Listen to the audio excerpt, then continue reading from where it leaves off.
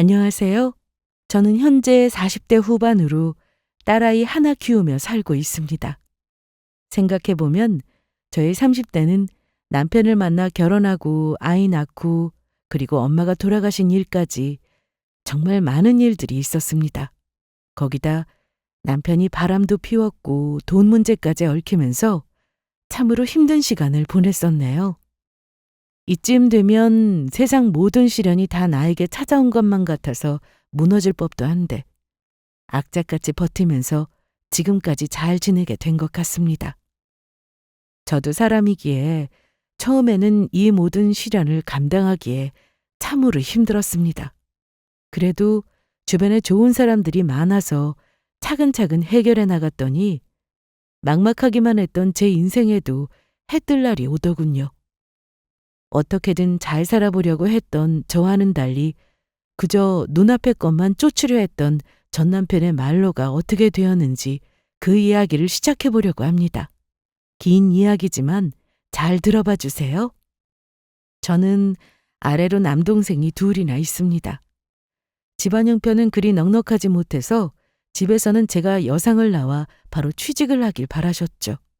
부모님은 제가 돈을 벌어오길 바라신 게 아니라 항상 돈에 얽매여 사시다 보니 자식들은 하루빨리 회사 다니며 돈 벌길 원하셨습니다. 수영아, 엄마는 너 고등학교 마치고 바로 은행원 됐으면 싶은데. 은행원? 그래, 직장이 안정적이고 은행원이면 뭐 괜찮지 않아? 생각해 본 적 없는데. 그럼 인문계로 갈 생각이야? 그것도 잘 모르겠고. 고등학교 진학을 앞두고 있을 때 일반고로 갈지 상고로 갈지 고민이 참 많았는데요. 그 당시 일부러 상고를 선택해서 가던 친구들도 많았습니다. 그게 대학을 가기 위함도 있었고 고등학교 나와서 바로 취업을 하기 위함도 있었죠. 그때 저는 고민 끝에 부모님 말씀을 듣고 여상을 들어가게 되었습니다. 제가 어떤 꿈이나 목표가 있었더라면 선택이 달라졌을 수도 있지만 저도 부모님과 생각이 별반 다르지 않았거든요. 그렇게 여상에 들어간 후 졸업을 한 저는 은행에 취직을 했고 다니면서 그래도 대학 졸업장은 있어야겠다는 생각에 야간대를 다니며 대학 졸업장도 땄습니다. 처음에는 야간대라고 해서 쉽게 봤는데 다녀보니 쉽지 않았습니다. 일하면서 공부하는 것도 어려웠고 시험 공부에 과제에 할 게 많더라고요. 야간대까지 나오니 그래도 공부에 대한 미련을 조금 덜 수 있었습니다. 이후 저는 직장에서 받는 월급을 차곡차곡 모아 적금도 부지런히 들었습니다. 제 나이 27살 때는 아빠가 돌아가셨습니다. 지병도 있으셨고 술을 좋아하시던 분이라 건강이 급격히 나빠지시면서 세상을 떠나셨죠. 엄마는 그 충격으로 많이 힘들어하셨고 그 때문인지 엄마도 몸이 많이 약해지셨네요. 아빠는 돌아가시기 전 엄마에게 시골에 있는 작은 땅과 집을 하나 넘겨주셨는데 그때만 해도 큰돈이 될 정도는 아니라고 하셨습니다. 작은 땅에는 가족들이 먹을 여러 채소를 심었고 집은 가끔씩 엄마가 시골에 가실 때면 지내시는 용도로 썼습니다. 둘째 동생은 저와 달리 대학교에 들어갔고 막내는 고등학교 졸업 후 중소기업에 들어갔네요. 그렇게 저와 동생들은 각자 자기 자리에서 열심히 살았고 제가 29살이 되었을 때 저는 남편을 만나 연애를 시작했습니다. 고등학교 친구 중 한 명이 결혼을 하면서 친했던 친구들이 예식장에 다 모이게 되었는데요. 그때 뒤풀이로 신랑 친구들과 신부 친구들이 모여 놀다가 남편을 만나게 된 겁니다. 그동안 남자라고는 만난 적도 없고 일만 했던 저라서 사실 연애 경험이 전혀 없었습니다. 그러다 보니 남자 보는 눈도 없었던 것 같습니다. 말을 참 잘했던 남편은 만날수록 재미도 있고 자신감도 넘쳐 보였습니다. 지금 생각해보면 허풍이었는데 말이죠. 저희는 3년 연애 끝에 결혼을 하기로 했습니다. 남편도 좋았으나 시부모님이 더 좋았거든요. 결혼 전에 시댁에 처음 인사를 갔을 때 저를 어찌나 예뻐해 주시던지 그때를 아직도 잊지 못합니다. 지금이야 은행에 취직하는 게 쉽지 않지만 그때만 하더라도 상고 나와서 어렵지 않게 들어갈 수 있던 곳이 은행이었습니다. 물론 면접도 있고 떨어지는 사람도 있었지만 저는 운이 좋게도 바로 취업을 하게 되었죠. 은행원이면 돈 관리도 아주 잘하겠어. 엄마, 수영이 얘 통장만 여러 개야. 진짜 알뜰하다니까. 너무 잘했다. 우리 아들은 돈만 있으면 쓰기 바쁜데 잘 만났어. 돈은 여자가 관리해야 하는 거 알지? 아유, 엄마, 벌써부터 그런 얘기를 하면 어떡해. 넌 좀 가만히 있어. 그리고 일하면서 대학도 나왔다며? 내 주변에 이런 아가씨는 처음 봐. 일도 하고 공부도 하고 진짜 열심히 사는 게 너무 보기 좋다. 첫인사를 드리러 간 자리에서 저렇게 칭찬을 받으니 몸둘 바를 모르겠더라고요. 그리고 남편에게는 여동생이 한 명 있었는데 저를 되게 잘 따랐습니다.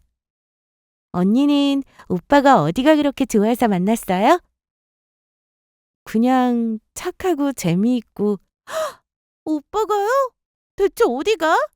아, 너 방귀 들어가 빨리! 시댁 분위기는 참 좋아 보였습니다. 가족 간 사이도 좋았고 특히 시어머님은 남편을 오냐오냐 키운 것 같지도 않아 보였죠. 상견례 날에도 시부모님은 여전히 저를 향한 마음이 한결같으셨습니다.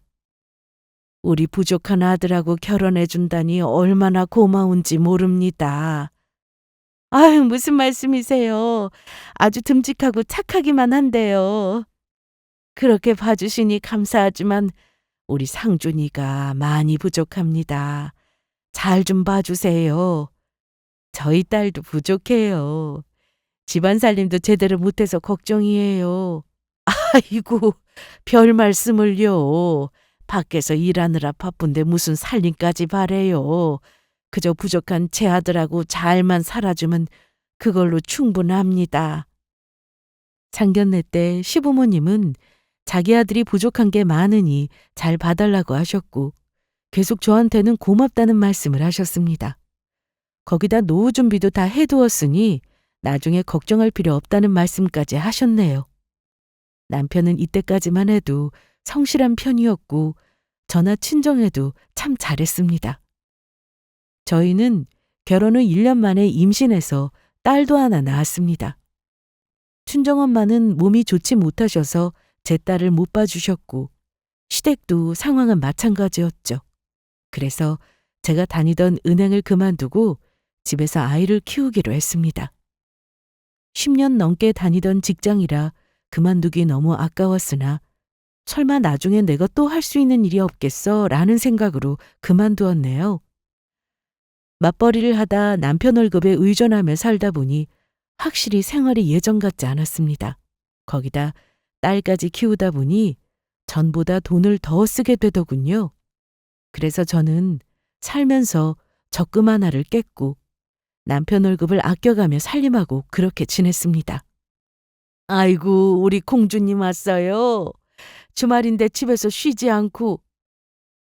아버님이 혜영이 너무 보고 싶어 하시는 것 같아서요. 당신도 참 주책이요. 매일같이 며느리한테 손녀 사진 보내라고 하고 자꾸 눈에 어른거리는 걸 어째. 괜찮아요. 저도 시댁 오면 잠시라도 쉴 수 있고 저녁까지 먹고 가니까 편하고 좋은데요. 그래, 잘 왔어. 안방에 이불 깔아놨다. 밥 차릴 때까지 좀 누워 있어. 저는 시댁에 남편 없이도 자주 갔습니다. 시부모님이 편하게 해주셨고 사실 시댁 가면 제가 할 일이 없어요. 아버님은 딸 봐주시고 어머님은 맛있는 밥 해주신다고 하셔서 저는 누워서 자고 오거나 아니면 소파에 앉아 TV를 실컷 보고 오고 그랬네요. 돈은 좀 부족해도 이렇게 사는 게 저는 행복이라 생각했습니다. 결혼해서 사는 친구들 중 고부 갈등으로 이혼 얘기 나오는 친구도 있고 이미 이혼한 친구도 있었으니까요. 저는 오히려 시부모님과의 사이가 좋다 보니 친구들을 만나거나 전화통화할 때도 친구들이 참 부러워하곤 했네요. 그러던 어느 날 갑자기 남편이 사업 얘기를 꺼냈습니다. 무슨 사업을 해보겠다는 거야? 친구 녀석들 보니까 나보다 월급도 적었는데 사업 시작한 뒤로 나보다 돈을 더 벌어. 만나면 술 사고 밥 사고. 그래서 자기도 친구 따라 사업해보겠다고? 그래. 직장 다녀서는 어느 세월에 돈 모으냐? 내가 알아보니까 사업을 해야 돈이 되더라고. 저는 무슨 구체적인 계획도 없이 갑자기 사업을 한다고 하니 선뜻 동의하긴 어려웠습니다. 월급이 많지는 않아도 지금처럼 직장 다니면서 꼬박꼬박 월급 받는 게 낫지 않을까? 나 혼자 버는 걸로 지금도 살기 빠듯하잖아. 그래서 너 적금도 하나 깨고. 적금이야. 필요할 때 쓰려고 모아둔 거라 언제든 깰 수 있는 거야. 그건 괜찮은데 사업이라는 게 어디 쉽냐고. 거기다 구체적으로 어떤 사업인지 말도 안 하고 있잖아. 제가 따지고 드니 남편은 한동안 사업 얘기는 꺼내지 않았습니다. 그래서 그냥 한번 해본 말이었나 싶어서 저도 잠시 잊고 지냈습니다. 그런데 나중에 알고 보니 남편은 저 몰래 혼자 사업을 해보려고 알아보러 다닌 모양이었죠. 네, 어머님. 안 바빠? 지금 통화 괜찮아요. 다른 게 아니라 우리 상준이가 혹시 돈 얘기 꺼내진 않았어? 무슨 돈이요? 얼마 전에 집에 와서는 사업해보고 싶다고 돈 좀 달라고 하더라고. 남편은 제가 딱 잘라 안 된다고 했더니 시댁으로 가서 얘기한 것 같았습니다. 어머님, 아버님 앞에서도 사업 자금을 빌려달라고 했더군요. 혹시나 사업한다고 하면 절대 못하게 해. 응? 이제 우리 말도 안 들어. 네, 어머님. 안 그래도 전에 사업 얘기를 하긴 했는데 더 이상 말이 없길래 안 하는 줄 알았어요. 그랬구나. 사업해서 잘 되면야 좋은데 내 보기엔 무슨 뚱구름 잡는 것 같고 주변에 그런 사람이 있는 건가 싶고. 암튼 절대 안 돼. 상준이는 사업보다는 착실하게 회사 다니면서 월급 받는 그런 생활에 맞아. 손에 돈 생기면 쓰기 바쁘다고. 어머님은 저에게 전화하셔서는 계속해서 남편 걱정을 하셨습니다. 저는 시댁에서도 하지 말라고 하는 사업을 제 앞에서 또 얘기 꺼내는 건 아니겠지라는 생각으로 지냈어요. 그런데 아니나 다를까 며칠 뒤에 술 마시고 들어와서는 또 사업을 하겠다고 큰 소리 치더라고요. 아니야, 나 그렇게 못 믿어? 지금 혜영이 자고 있어. 좀 조용히 말해. 그리고 사업을 하려면 뭘 할 건지 그런 건 말해주고 해보겠다고 해야지 무턱대고 내가 말하면 네가 알긴 알고? 너 고졸에 은행 들어가서 야간대 나왔으면서 솔직히 다 모르잖아. 그리고 난 4년제 대학을 나왔다고. 말이 좀 통해야 너랑 상의도 하지. 무작정 반대만 하는데 내가 너한테 뭘 말해? 연애할 때도 제 학벌에 대해서 단 한 번도 무시하거나 언급한 적이 없던 남편이라 전 좀 당황했습니다. 아무리 술에 취했다 하더라도 자기 부인인데 학벌을 저런 식으로 무시하던 말하니 기분이 좋지는 않았네요. 그래도 딸도 있겠다, 싸우고 싶지 않아 최대한 좋게 좋게 말을 이어갔습니다. 그래, 당신 말이 맞아. 그러니까 내가 알아들을 수 있게 잘 설명해주면 되잖아. 어? 나라고 자기가 밖에서 사업하고 돈 많이 버는 거 싫겠어? 그런데 무슨 일인지도 모르고 무조건 하라고 할 수는 없잖아. 그게 문제야. 그냥 믿고 밀어줄 수는 없냐? 남편은 계속해서 자기를 무시한다며 기분 나빠했고 술을 얼마나 마셨는지 혼자 계속 말하다 잠들었습니다. 다음 날 아침 주말이라 출근도 안 해서인지 늦게까지 자던 남편은 일어나서 저에게 사과를 했습니다. 수영아, 내가 어제 술을 너무 많이 마셔가지고 너한테 말을 함부로 한 것 같은데 미안하다. 얼마나 마신 거야 대체? 당신 내 친구 찬서 알지? 걔가 돈을 벌었다고 나한테 어찌나 자랑하든지. 그래서 같이 술 마시다 보니 좀 과했네. 아이, 근데 너무 속쓰리다. 국 없어? 잠깐 기다려. 콩나물국 끓였어. 저는 남편이 속 아프다는 말에 국 데우고 있는 반찬 꺼내서 식탁에 밥을 차렸습니다. 어우, 시원하다. 어우, 속 풀린다. 좀 적당히 마셔. 속 버려. 우리도 벌써 나이가 30 중반인데 금방 40이라고. 아, 알았어. 그런데 자기야, 우리 대출 좀 받으면 어때? 뭐? 또 사업 얘기야? 근데 찬수 씨 대체 무슨 일 하길래 그래? 처음에 모텔에 투자해서 돈 좀 벌고 그걸로 인형 뽑기방으로 수익 내고 지금 또 다른 사업 알아보고 있대. 그럼 자기도 지금 찬수 씨처럼 똑같이 해보겠다고? 그러지 말고 회사 다니면서 자격증 따보면 어때? 지금 내 나이에 언제 공부해서 자격증을 따. 빨리 돈 벌어야지. 그래도 기사 자격증 종류도 많은데 하나라도 제대로 된 거 있으면 나중에 회사 그만두더라도 도움되지 않을까? 아, 또 답답한 소리 한다. 아침부터 우리 싸우지 말자. 저는 지금 형편의 대출은 무리라고 생각해서 안 된다고 했습니다.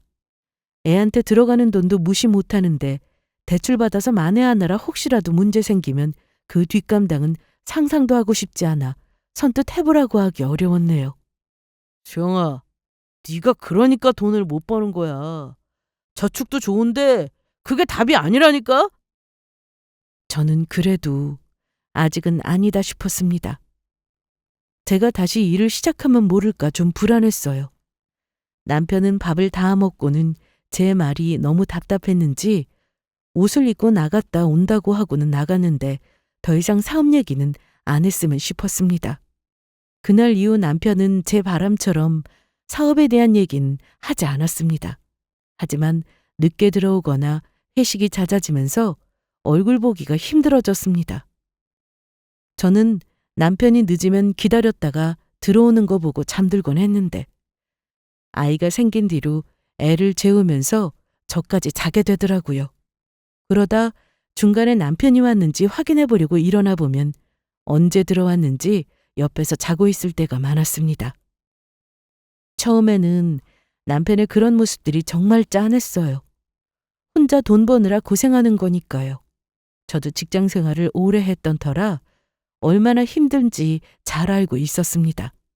저는 그런 남편을 위해 보약도 지어주었고 영양제도 챙겨주고 그랬습니다. 하지만 여전히 남편은 집에 일찍 들어오는 날이 없었네요. 그러던 어느 날 둘째 동생에게 전화가 왔습니다. 여보세요? 누나, 지금 올 수 있어? 경호야, 어쩐 일이야? 무슨 일 있어? 매영이 엄마 돈 빌려간 거 누나 알고 있었어? 뭐? 그게 무슨 소리야? 남동생이 전화를 해서는 갑자기 남편이 엄마 돈을 빌려갔다고 하는데 무슨 소린가 했습니다. 제가 당장 친정에 갈 수 없어서 전화로 얘기를 들었는데 남편이 어느 날 친정에 가서 엄마한테 돈을 빌려달라고 했답니다. 남동생도 몰랐다가 서랍에서 차용증을 보고는 저에게 바로 전화를 했더라고요. 대충 얘기를 듣고 답답해서 다음날 바로 친정으로 갔는데 엄마, 경호 말이 다 사실이야? 어? 그렇게 됐어. 엄마한테 2억이나 되는 큰돈이 어디 있다고.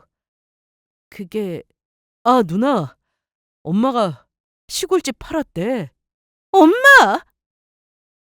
엄마는 아빠가 남겨주신 시골집을 처분했다고 하셨습니다. 그 당시 집이랑 땅은 팔아도 큰돈은 못 되는데 지금은 오를 대로 올라서 집을 2억 넘게 주고 팔았다고 하더라고요. 팔고 받은 돈 중 2억을 남편에게 빌려준 건데 차용증까지 쓰고 매달 이자까지 준다는 약속을 했답니다. 엄마도 너무 큰 돈이라 이걸 해줘야 하나 말아야 하나 싶었어. 왜 나한테는 아무 말도 안 했어? 물어보기라도 하지. 오서방이 와서는 네 얘기 안 한 줄 알아? 네가 계속 반대만 한다고 하니까 내가 너한테 물어봐도 해주지 말라고 할 것 같았어. 아무리 그래도 시골집을 팔 생각을 하고. 오서방이 자신 있게 말하더라. 꼭 성공한다고 믿어달라고. 차용증도 썼으니까 너무 걱정 마.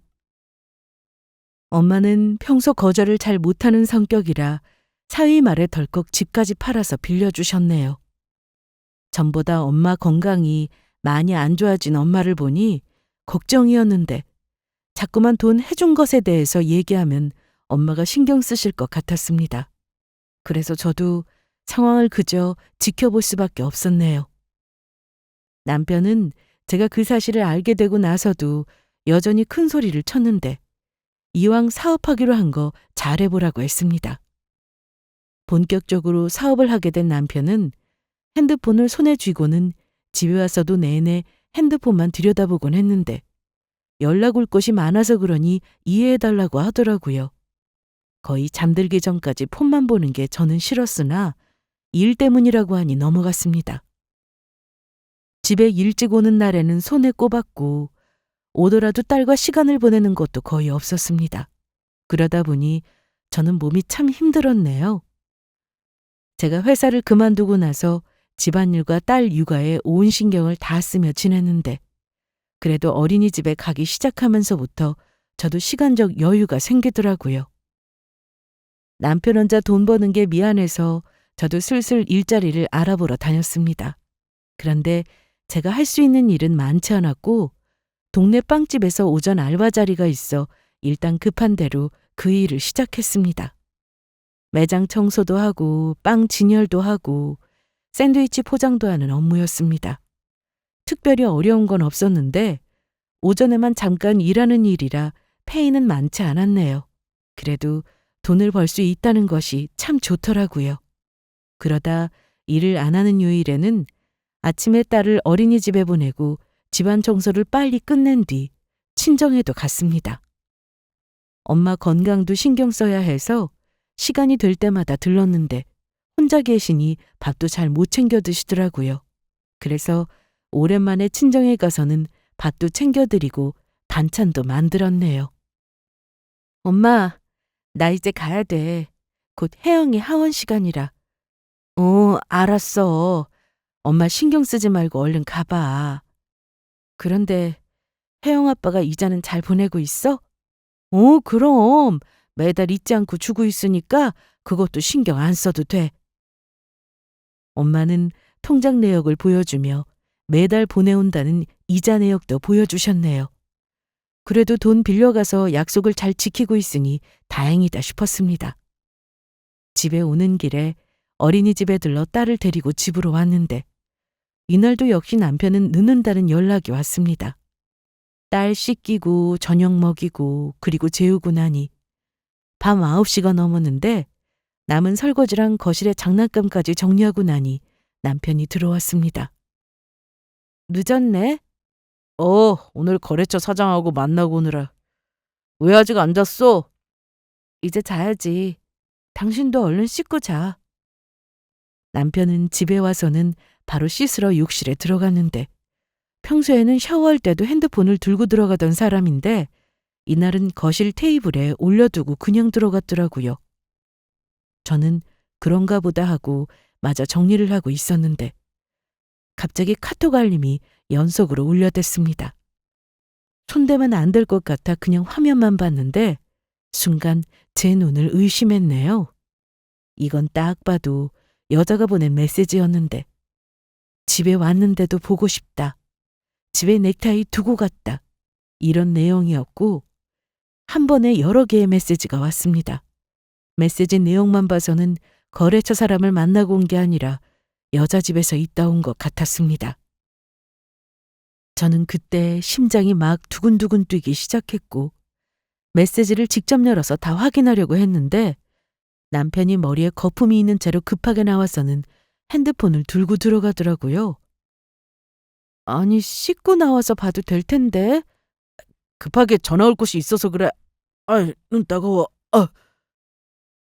남편이 제 말을 듣지 않아서 서로 다툴 때도 있었고 늦게 들어와도 일 때문이라고 생각했습니다. 살면서 의심 같은 거 한 적 없고 그러고 싶지도 않았는데 이날은 느낌이 바로 왔습니다. 의심스런 문자도 눈으로 직접 보니 그냥 넘어갈 수가 없더라고요. 저는 차키를 들고 주차장으로 향했고 내비게이션 주소 목록을 보니 오피스텔 주소가 있더군요. 그리고 블랙박스에서 음성도 확인했습니다. 남편이 누군가와 통화를 하는 목소리였는데 상대는 지금 만나고 있는 그 여자 같았습니다. 지은아, 오빠 믿지? 지금 사업도 잘 되어가고 있고 조금만 더 기다리면 와이프랑도 정리할 거야. 그러니까 기다려. 그리고 지금 도착 10분 전 오빠 금방 올라갈게. 나도 사랑해. 거기다 남편 차 바로 앞에서 둘이 안고 있는 모습도 영상으로 찍혀 있었습니다. 아마도 집에 오기 전에 그 여자와 함께 있다 온 것 같았습니다. 전 떨리는 손을 겨우 붙잡고는 해당 음성과 영상을 따로 저장해 두었습니다. 그리고 오피스텔 주소까지 메모해 두었고요. 생각해보니 남편이 엄마에게 투자금을 빌려간 뒤로 이전과 많이 달라진 것 같았습니다. 아니, 사실 그 전부터 그런 낌새가 있긴 했습니다. 언제 들어왔는지도 모르게 옆에서 자고 있을 때가 많았고 야근이나 회식을 지나치게 많이 해서 얼굴 보기 힘들 때 저는 그저 일이 많은가 보다 했거든요. 그냥 모든 게 다 의심스럽기만 했습니다. 남편 외도 증거 찾는다고 바쁘게 지내다 보니 친정에 자주 가지 못했는데 그 사이 엄마 건강도 많이 나빠졌습니다. 남동생 둘이서 번갈아 가며 엄마 병원도 모시고 다녔다는데 저는 이런 상황에 애까지 챙겨야 하니 더 자주 못 가게 되더라고요. 그래도 어떻게든 시간을 내서 주말에는 꼭 친정에 머물렀는데 엄마가 가족끼리 다 같이 여행을 가자고 하셨습니다. 어디로 가고 싶어? 그냥 가까운 곳 어디든. 우리 혜영이도 같이 해서 여행 가본 게 언제야? 그러네. 진짜 다 같이 놀러 가본 지 너무 오래됐다. 저는 엄마가 아프신데 남편이 바람 피운다는 사실을 말할 수 없었어요. 거기다 엄마는 남편을 계속 찾으셨는데 끝내 바쁘다는 이유로 친정에 오지 않는 남편이 원망스러웠습니다. 다른 여자 만나러 다니느라 바쁜 거 다 아는데 일 때문이라고 거짓말하며 거기다 엄마한테 돈까지 빌려가 놓고 너무하다 싶었습니다. 얼마 뒤 엄마는 병원에 입원하셨습니다. 오늘도 못 와? 엄마가 당신 찾아 보고 싶다고. 어떡하냐? 바쁜걸. 내가 나중에 간다고 꼭 말씀드려. 너무한다. 잠깐 얼굴 비추고 가는 게 그렇게 어려워? 야, 내가 노냐? 어? 사업하느라 바쁜 사람한테 자꾸 전화해서 오라고 하질 않나. 지금 너무한 게 누구냐? 병실 앞에서 남편에게 전화를 걸었는데 갑자기 소리를 질러대며 말하길래 그냥 끊었습니다. 엄마가 병원에 계시는 동안 친척들은 물론 시부모님까지 다녀가셨는데 남편만 오지 않았네요. 그로부터 일주일 뒤 엄마는 결국 돌아가셨어요. 한 번 감기에 걸리면 잘 낫지 않으셨는데 한 번은 폐렴까지 갔다가 폐혈증으로 세상을 떠나셨네요. 시부모님은 장례비에 보태라며 돈도 보내주셨고 동생들과 함께 장례 준비를 시작했습니다. 남편은 그동안 계속 안 보이다가 엄마 소식을 듣고는 급하게 병원으로 왔습니다. 장모님 어떻게 된 거야? 어? 뭐가 어떻게 돼? 뭐 하느라 이제서 와? 아니, 갑자기 왜 돌아가셨냐고. 내가 그동안 말했잖아. 엄마 몸 안 좋으시다고. 약 드시면 좋아질 거라 생각했지. 엄마가 계속 당신 찾았는데 사람이 어쩜 그래? 누나 그만해. 매형도 그만해요. 남편은 잠시 동안은 망연자실한 듯한 표정이었는데 저와 동생들이 장례 준비를 하면서도 태도가 싹 달라졌습니다. 중간중간 자리도 많이 비웠고 하는 짓이 너무 얄밉더군요. 장례 첫날부터 저러니 차라리 없는 게 낫다 싶을 정도였습니다. 그런데 한참 바쁘게 준비하고 있는 와중에 갑자기 막내 동생이 저한테 빨리 좀 나와보라고 하더라고요. 장례식장 1층에서 둘째 남동생인 경우와 남편이 다투고 있다면서요. 아니 그게 지금 말이나 되는 소리예요? 저남, 모르면 좀 가만히 있어. 둘이 왜 그래? 무슨 일인데? 아이씨, 야 김수영, 네 동생 왜 저러냐? 매영, 지금 어디 가요? 누나 앞에서 똑바로 얘기하고 가요. 아, 이거 안 놔? 얘기를 들어보니 남자 화장실에서 남편이 통화하는 내용을 둘째가 들은 모양이었습니다. 그런데 장모님한테 돈 빌린 거 안 갚아도 되니 개꿀이라는 둥 진짜 듣기 힘든 말을 하길래 동생이 남편을 끌고 나와서는 싸우게 된 거였죠. 경호가 한 말이 다 사실이야? 아이 뭐가? 내가 한 말이 맞다니까.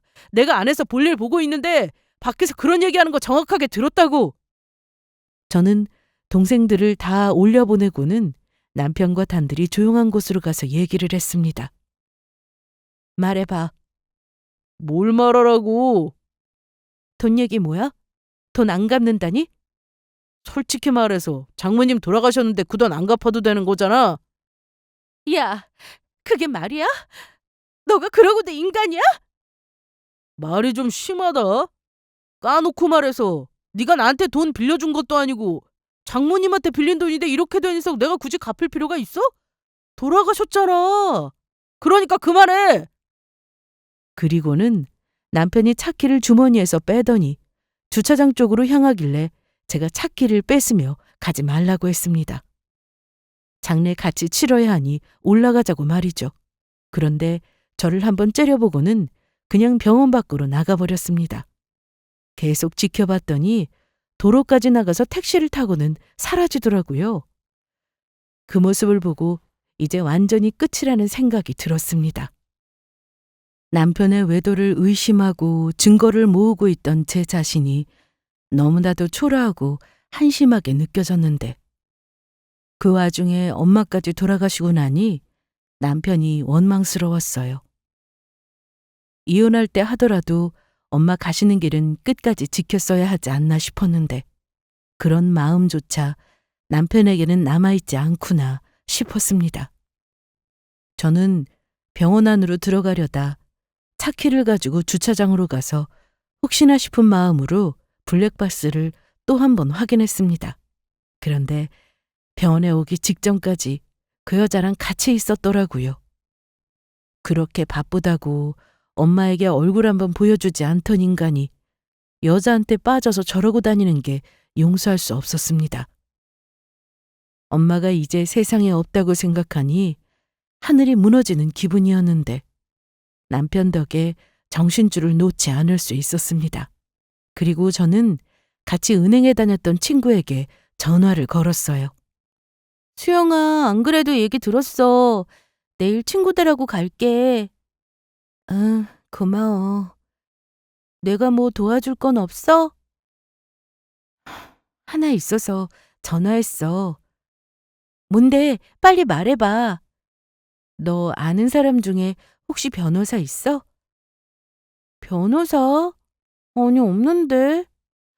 그래도 내가 주변 지인들한테 연락해볼게. 변호사 지인 하나 없겠어? 그런데 무슨 일이야? 남편이 엄마한테 돈을 2억이나 빌려갔어. 차용증까지 썼고. 그런데 엄마가 돌아가셔서 돈을 안 갚아도 된다고 큰소리 치더라고. 법으로 해서 돈을 받아낼 수 있는지 그것 좀 알아봐줘. 네 남편 뭐야? 그렇게 안 받는데. 알았어. 내가 어떻게든 알아볼게. 없으면 따로 알아봐서라도 물어볼 테니까 걱정 말고 기다리고 있어. 제가 여기서 뭔가 알아볼 수 있는 상황이 아니다 보니 친구에게 부탁을 할 수밖에 없었습니다. 다행히 잘 알아봐 준다고 해서 고맙더라고요. 남편은 그 난리를 치고 아무 연락도 없었습니다. 그리고 다음날 아침까지도 소식이 없던 남편은 오후 늦게나 돼서야 장례식장의 모습을 보였습니다. 빨리 옷 갈아입어. 저기, 나 할 말 있는데. 장례 끝나기 전까지는 조용히 넘어가자. 남편은 제가 건네준 옷으로 갈아입고는 제 말대로 조용히 있었습니다. 손님들도 많이 오셨고 서로 얘기를 나눌 틈도 없었네요. 그러다 좀 앉을 여유가 생기자 남편은 또다시 저에게 할 말이 있다고 했습니다. 뭔데? 돈 얘기야? 저기, 우리 말이야. 한참 뜸을 들이던 남편의 입에서 나온 말은 이혼이었습니다. 이혼 얘기는 제가 먼저 하게 될 줄 알았는데 남편에게서 들으니 어이가 없었습니다. 이혼? 우리 이혼하자. 왜? 여자 생겼어?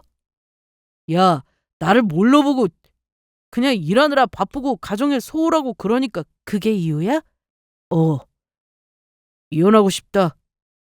그러니까 그렇게 하자, 어? 지금 여기서 할 얘기는 아닌 것 같다. 장례 끝나고 다시 얘기하자. 그렇게 장례 둘째 날도 지났고 마지막 날 엄마 화장까지 다 치르고 난 뒤 집에 가려고 하는데 남편은 함께 있는 내내 표정이 정말 밝더군요. 그래서 저는 더 화가 났습니다. 수영아, 나 그럼 가볼게. 서울 가서 보자. 먼저 간다고? 나 일이 있어. 그리고 내가 한 얘기 잘 생각해보고. 너 혹시 지은이한테 가니? 순간 남편은 얼어붙은 듯 가만히 있더니 당황한 표정으로 제 말을 무시하고 그냥 가려고 했습니다. 저는 그런 남편을 돌려세우고는 네가 원하는 대로는 안 될 거야. 그리고 그 여자한테 가서 전해. 소송 걸 거니까 준비하라고. 아니, 어디 한번 준비해 보라고. 그리고 엄마한테 빌려간 돈도 갚아야 하니까 헛소리하지 말고. 그리고 동생들과 함께 차를 타고 와버렸습니다. 사실 장례식 때 제가 친구에게 변호사 상담을 부탁해놓고 언제 연락이 올지 계속 기다렸었는데 제 사정을 너무나 잘 알고 있었기에 그 친구는 시간을 끌지 않고 그날 저녁 늦게 저에게 연락을 해주었어요. 수영아, 너무 늦게 전화했지? 아니야, 아직 안 자고 있었어. 아까 너랑 전화 끊자마자 여기저기 아는 사람들한테 연락해봤는데 친구 동생 남편이 변호사라서 바로 물어봤어. 그런데 채권도 상속이 되기 때문에 돈 받을 가능성이 높대. 그러면서 해당 변호사 연락처까지 저에게 알려주었습니다. 그렇게 확실하게 답변을 들었기에 남편한테 큰 소리를 칠 수 있었는데요. 남편은 그동안 자기가 바람 폈다는 사실은 제가 모르고 있는 줄 알았다가 다 알고 있는 듯이 말하니 크게 놀랐을 겁니다. 거기다 상간녀 이름까지 정확하게 알고 있었으니 말이죠. 증거까지 제대로 가지고 있던 저는 본격적으로 이혼 소송에 상간녀 소송 그리고 대여금 반환 청구 소송까지 준비를 시작했습니다. 특히 엄마가 돌아가시면서 채권 상속을 받게 되었는데 저와 동생들까지 그 상속 대상이 되기 때문에 셋이서 함께 준비하게 되었습니다. 저는 알바 외에는 직장에 다니고 있지 않다 보니 이혼 후 생활에 대한 준비도 필요했는데 당장 일자리를 알아본다는 게 참 어렵더라고요. 할 일은 많고 딸도 챙겨야 했고 시간적 여유가 정말 없었습니다. 장례가 끝난 뒤 남편은 집에 자주 들어오지 않았는데 가끔씩 집에 오면 저에게 이혼 얘기부터 꺼냈습니다. 생각해보면 빨리 저와 헤어지고 돈도 안 갚을 생각이었던 것 같습니다.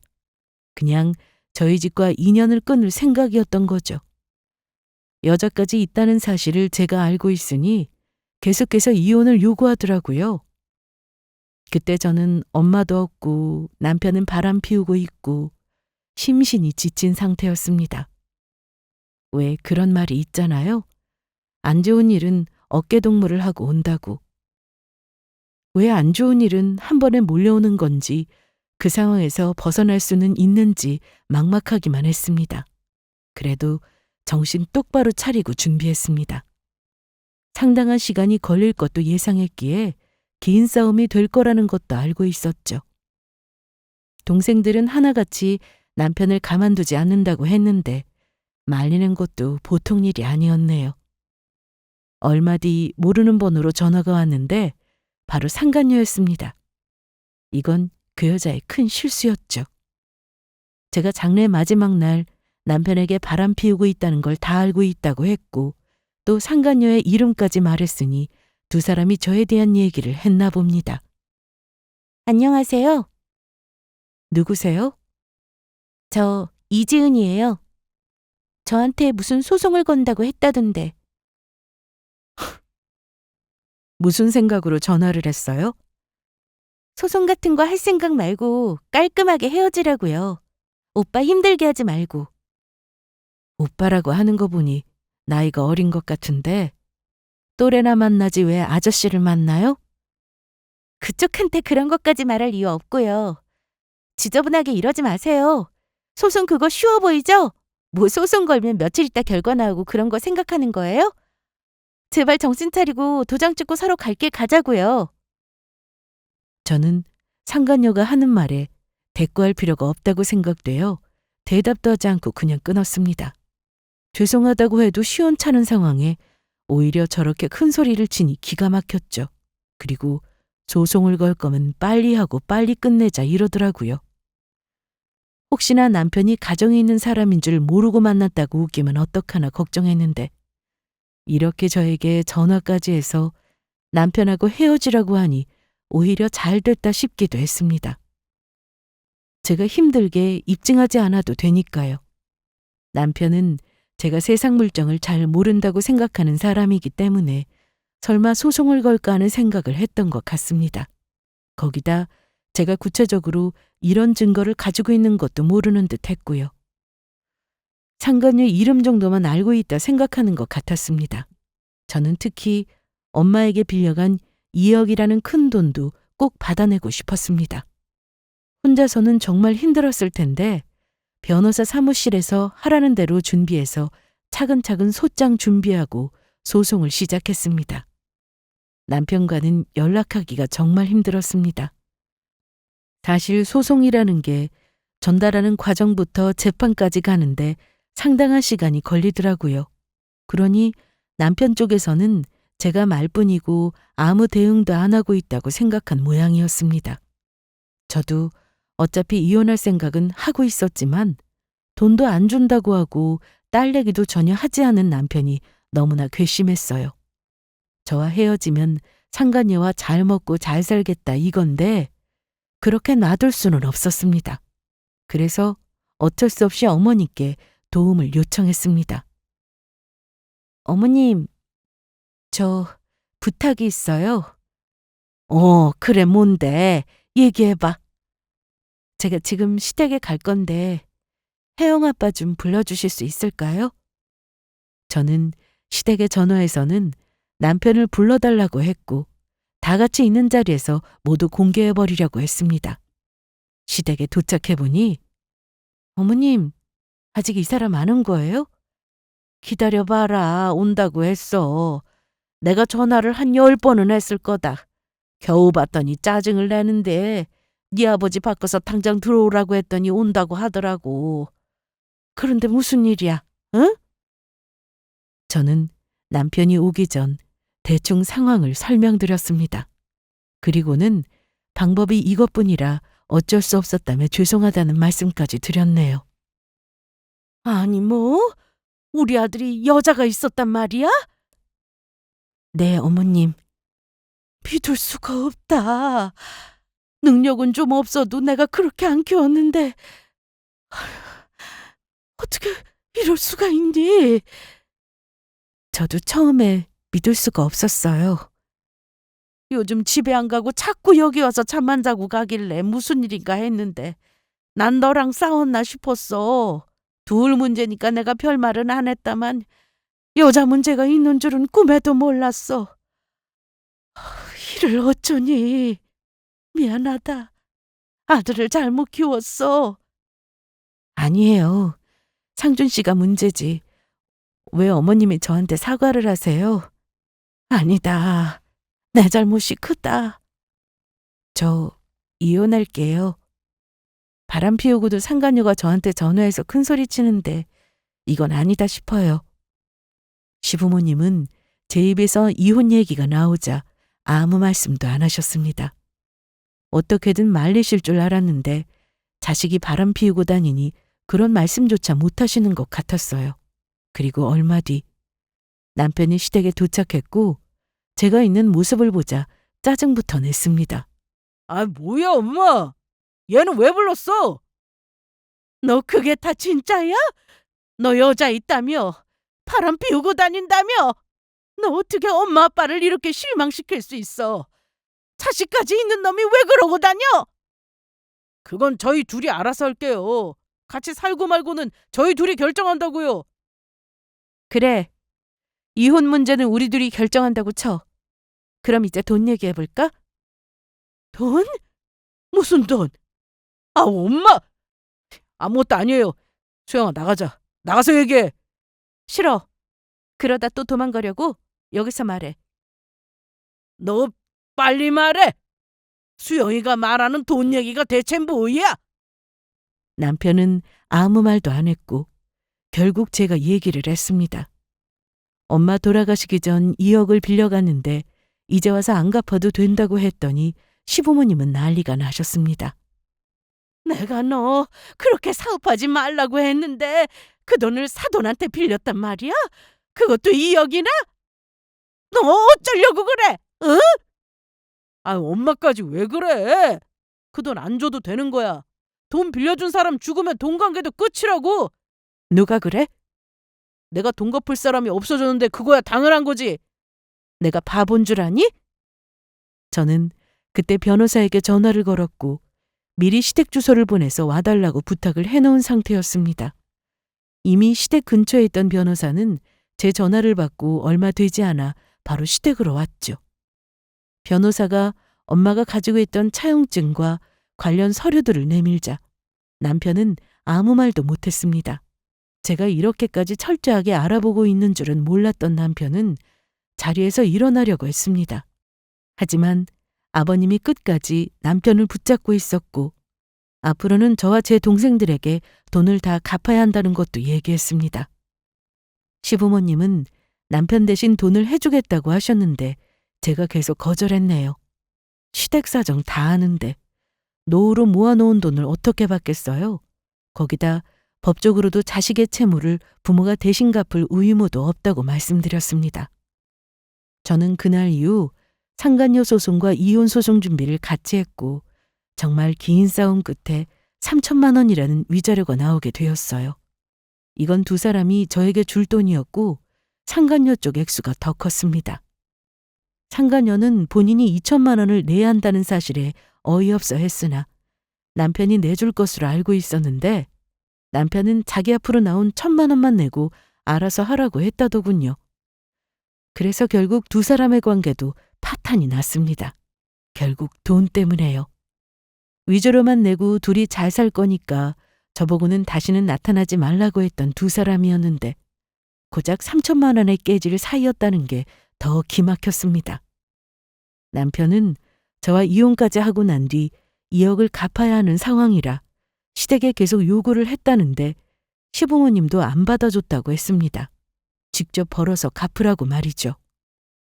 전 남편은 그날 이후로 저에게 연락을 정말 자주 합니다. 사실 돈 문제가 남아있어서 저 역시 연락을 끊을 수 없었는데 돈이 생기는 대로 보내긴 하더라고요. 그러면서 쓸데없는 말도 덧붙이곤 했습니다. 수영아, 우리 딸은 많이 컸어? 이제야 딸 생각이 나는 거야? 아빠인데 당연하지. 이제 나 그 여자랑 정리도 했는데 그만 나 받아주면 안 되냐? 참 쉽다. 바람 피웠다 정리하고 그럼 나는 받아주는 거야? 헛소리하지 말고 정신이나 차려. 알았어. 내가 다시 연락할게. 그리고 다음엔 혜영이 바꿔줘. 목소리 듣고 싶으니까. 그렇게 큰 소리 칠 때는 언제고. 요즘 저에게 연락해서는 기죽어서 말하는 걸 보면 어이가 없습니다. 불쌍하다는 생각조차 들지 않더라고요. 거기다 이제 와서 합치자는 말도 안 되는 소리를 하니 그럴 때면 가차없이 전화를 끊어버립니다. 돈만 정리되면 더는 안 볼 사람이기에 빨리 그 시기가 지나길 바라고 있네요. 저는 가끔씩 시부모님과도 연락하고 지냅니다. 그래, 수영아. 별일 없지? 네, 어머님. 혜영이 바꿀까요? 응, 아니다. 네 목소리 듣고 싶어서 전화했어. 우리가 너한테 참 미안하다. 아버지나 나나 아들 없다 생각하고 살고 있어. 정신 차려야 돼, 걔는. 돈은 매달 조금씩 보낸다고 하던데 받고 있어? 네, 지난달에도 들어왔어요. 아직 한참 더 받아야긴 하는데 이렇게라도 갚는 게 어디예요? 전 남편은 시댁에서도 버림받고 상건녀와도 깨지고 밖에서 뭐하고 다니는지는 저도 잘 모릅니다. 그래도 매달 약속한 돈을 보내오고 있으니 그렇게라도 돈을 다 받아낼 생각입니다. 시부모님은 제 딸에게는 할머니 할아버지라서 가끔 다 같이 만나곤 하는데 여전히 저에게 잘해주십니다. 그리고 얼굴 볼 때마다 미안하다고 하시고요. 그리고 저는 공장에서 부품 조립하는 일을 하며 돈을 벌고 있는데 저녁에는 자격증 공부도 하고 있어서 하루하루 정말 바쁘게 지내고 있답니다. 공장 일이라 힘들긴 하지만 그래도 페이는 높고 딸 하운 시간 전까지 일하는 거라 시간도 좋더군요. 전 남편은 시댁에 가끔 찾아간다고 하는데 시부모님이 아예 받아주질 않는다고 했습니다. 이번 기회에 정신 좀 차렸음 하는데 그래도 재결합하는 일은 절대로 없을 겁니다. 제 사연은 여기까지입니다. 가만 보면 무조건 참기보다는 할 말 하고 사는 인생이 훨씬 더 나은 것 같아요. 여러분들도 꼭 그런 인생을 사시길 바라며 이만 저의 이야기를 마치겠습니다.